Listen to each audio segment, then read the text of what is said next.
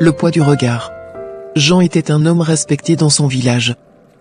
Travailleur, sérieux, il tenait à son image plus qu'à tout. Mais derrière cette façade d'homme droit se cachait une blessure qu'il n'osait avouer. Son fils, Louis, était né avec un handicap moteur.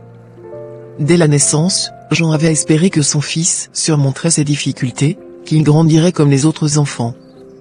Mais les années passèrent, et Louis restait différent.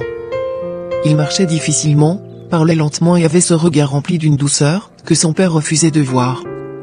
Au village, les murmures suivaient leurs pas. Jean le sentait. Chaque sortie devenait une épreuve. Il évitait de croiser les voisins, de répondre aux questions, de s'attarder au marché. Il aurait voulu que son fils soit invisible. Alors, il trouva une solution, il l'éloigna du monde. Louis restait enfermé à la maison pendant que Jean vaquait à ses affaires. Quand on lui demandait pourquoi on ne voyait jamais son fils, il répondait vaguement, il préfère rester à la maison. Mais un jour, un événement bouleversa tout. C'était la fête du village. Un concours de poésie était organisé, et sans que Jean ne le sache, Louis avait envoyé un texte.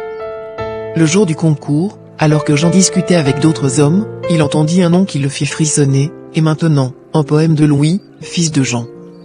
Jean se figea. Il voulut partir, mais il était trop tard.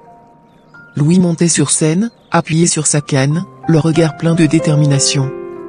Sa voix tremblante récita ces mots: j'ai appris à marcher sous des regards fuyants, à parler sans être entendu, à aimer un père qui avait honte de moi. Mais moi, je n'ai pas honte de lui. Je l'aime, même s'il détourne les yeux. Je l'aime, même s'il voudrait que je sois un autre.